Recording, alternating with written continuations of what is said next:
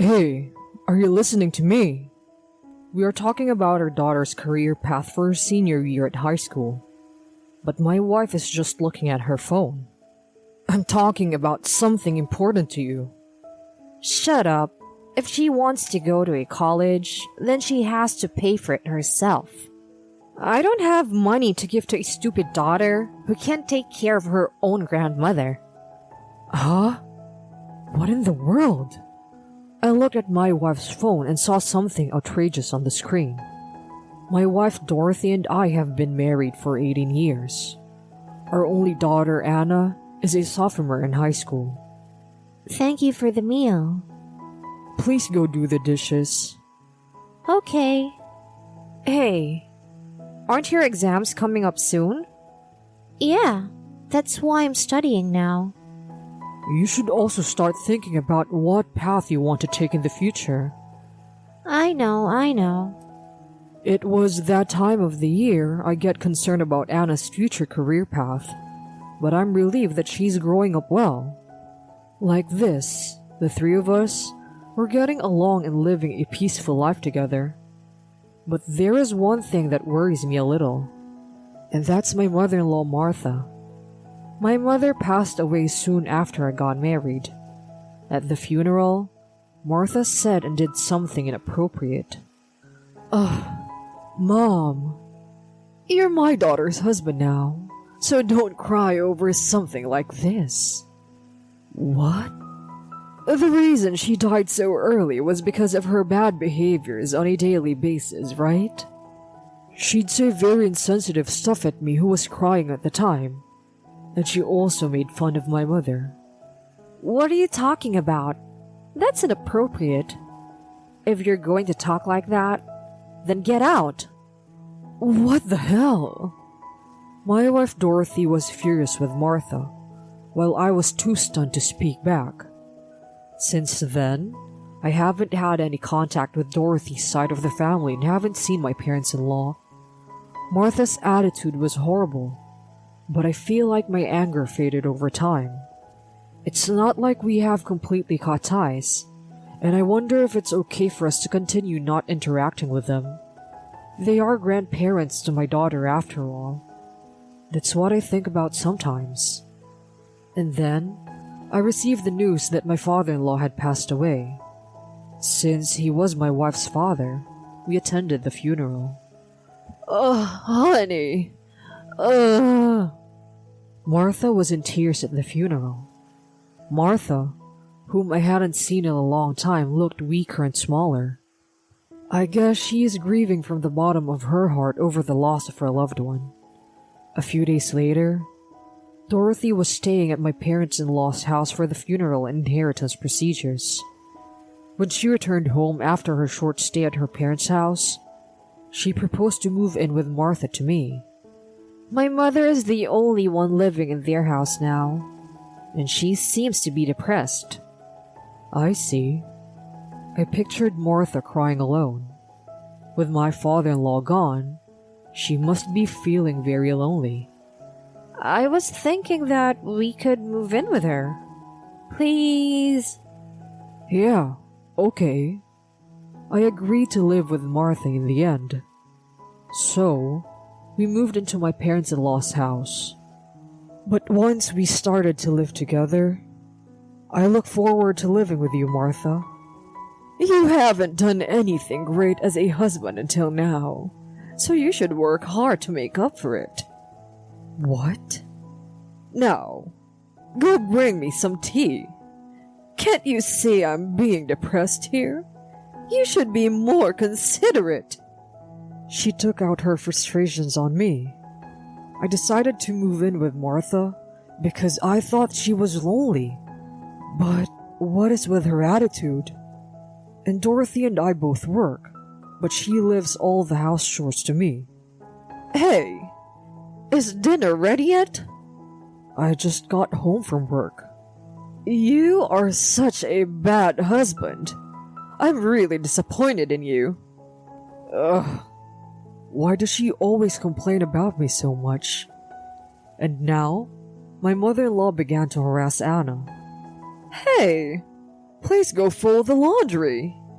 But I'm studying right now.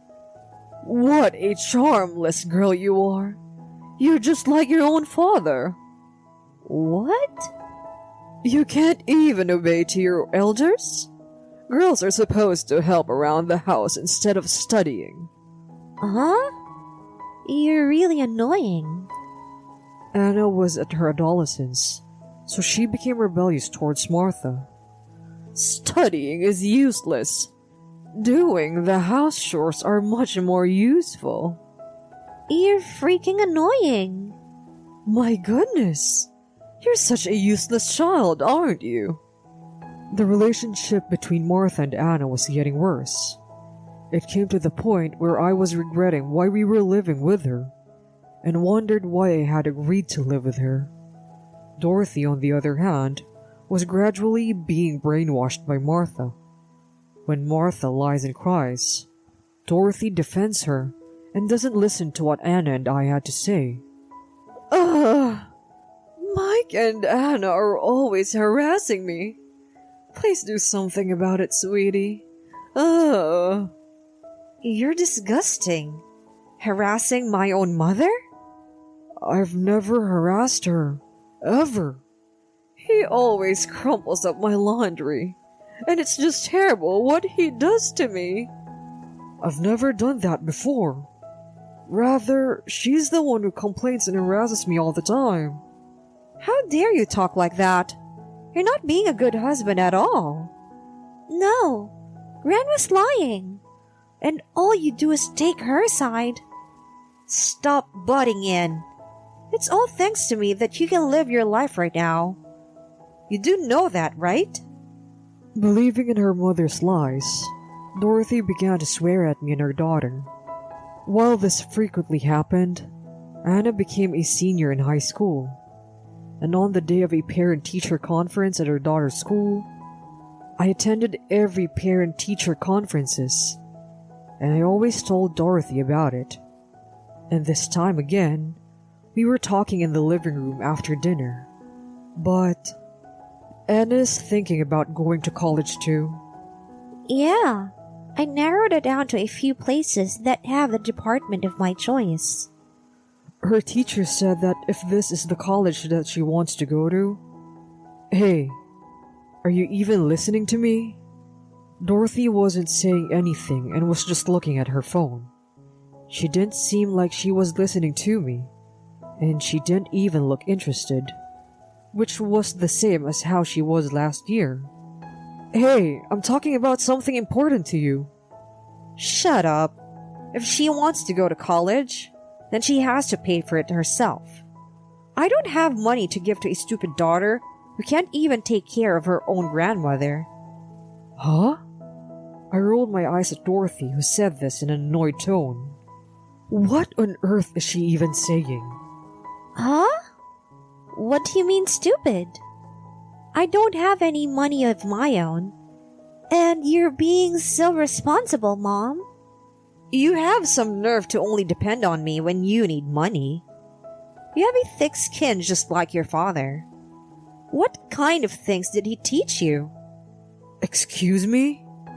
When my daughter argued back to my wife, she got really angry. Then Martha interrupted and joined my wife to argue back. If the father is not good enough, then the daughter will not be good enough either.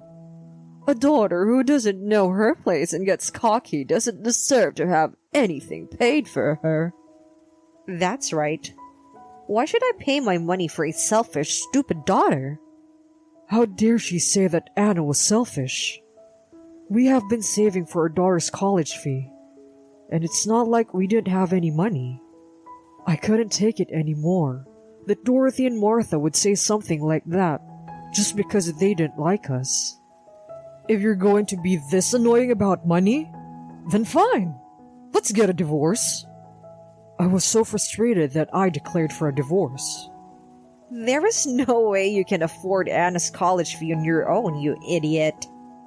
Dorothy scoffs at me as she says that. If you want a divorce, then fine. I don't want a useless husband who can't take care of his own wife's family. And I don't want a stupid daughter who was educated by such an idiot husband. The savings for the family that you and I had together will be used for my family, mainly my mother, so don't you dare count on it. Fine. Well, I hope that we live in a world where your arrogance is tolerated. Dorothy yells at me as she looks down on me, and I laugh back at her without flinching. Don't you worry about the money. Just follow me, Anna. I turned to my daughter and gently told her. My daughter, puzzled by the sudden turn of events, remained silent. You're going to go ask your dad for help, aren't you? He should be so annoyed by you to be depending on him at your own age. Well, I guess it can't be helped, since he's the one who raised you to be his idiot son. You get angry when people speak horribly of your own family, but you speak horribly of other people's families. You're so contradicting. My daughter seemed to realize something when she heard that. Let's go now, Anna. Yeah, I'll follow you, Dad. So Anna and I left my parents-in-law's house. For the time being, we decided to stay at my parents' house. A few days later, I asked my lawyer to proceed with the divorce. I sent a letter of content certified notice to Dorothy. A few days later, my wife came over to my parents' house. What are you doing here? I'm sorry. I sincerely apologize. I don't want a divorce. Please come home. When I answered the door, she apologized instantly. My wife hangs on to me with a stupid look on her face. I had noticed that the money in our joint savings account was decreasing. When I requested for a background check to the credit card agency, I found out that Dorothy was spending money at a bar. She was secretly preparing for divorce, and she happened to fall in love with the bartender there. I'm going to divorce my husband, so marry me. What? What are you even saying? I truly love you and I can make you happy. Oh, I'm not really looking for that. After I declared for a divorce, she proposed to the bartender that she had been crazy about. When the proposal was rejected, Dorothy was banned from the bar, but she kept on pursuing him. She was also blocked by the bartender. Still not ready to give up, she waited for him outside the bar and approached him. I'm serious. Please just listen to me. Hey, I'm going to work now. Please, I need to talk to you. I'm in a hurry. When she tries to talk to him directly, he coldly rejects her. After being seen multiple times by Dorothy's colleagues, she was shunned within her company. When her boss found out about her nightlife activities, she was called in for questioning. I heard that you've been stalking someone at a bar. I'm not too impressed with that kind of behavior. I'm serious about our relationship, and I'm thinking about marrying him. I really love him. I understand your feelings, but I'm not sure if they have the same intention as you. If I get to talk to him properly, then he will understand. Well, to begin with, I thought that you had a husband and a daughter. My husband and I are divorcing. Both my husband and my daughter are annoying and have the nerve to say things about going to college. The bartender is a much better man than my selfish husband and my daughter. What? Now wait a minute. Dorothy explained to her boss about the details of the events leading up to the divorce, and was astonished at Dorothy's shallow arguments. What the hell were you thinking? As a wife, you ought to consider your own husband's position. No, but my mother... Did you even listen to your husband properly? You only listen to what your mother has to say, but you should be listening to your spouse too. Besides, you don't take your daughter's college talk seriously, but you're into another man. How dare you think that what you're doing is good enough as a mother? You better cool your head. Yes, sir. Dorothy was shaken up when her boss confronted her with a stern tone. Then Dorothy was demoted and given a pay cut by her boss. I sent her a letter of content certified notice demanding a divorce in custody of Anna, and I demanded a division of property and the money she had spent at the bar for alimony. I'm really sorry. I was wrong. Let's start over. Even if we don't get divorced, you'd still have to pay for the money you spent behind my back, though. What? I lightly point out about money, and Dorothy is surprised. I knew that she just didn't want to pay. She doesn't genuinely want us to come back, does she? I sigh in disgust. You leave all the house chores, looking after Anna, and taking care of your own mother to me. I can never get back together with a scum like you, who decides the future of Anna and I just because you were my wife, and tries to live a happy life when you're only playing around with another man. Ugh! I refused to get back together with her once and for all. Then, my daughter showed up from the inside of the house. Anna, I'm really sorry. I'll be a good mother to you. So let's start over. When Dorothy noticed Anna, she clung on to her, but Anna glared at her coldly. Do you have any idea what I've been going through these past few months? If you think that you can be forgiven with just one such light apology, you're being stupid. And just because I'm only in high school, you look down on me too much. A mother who takes away her own daughter's future options but spends money at bars and cheats on her husband is just too creepy and gross for me. Dorothy couldn't hide her shock at Anna's complete rejection towards her. She slumped her shoulders and left. Afterwards, I heard that my wife became depressed. I can't stand middle-aged women who can't tell the difference between reality and fun. She was rejected like this by the bartender. Eventually, Dorothy gave up trying to get back with me, and finally proceeded to pay the fees I demanded. The money she spent at the bar and the alimony was covered by the money from my ex-father-in-law's inheritance, but that wasn't enough, so the rest was paid in installments.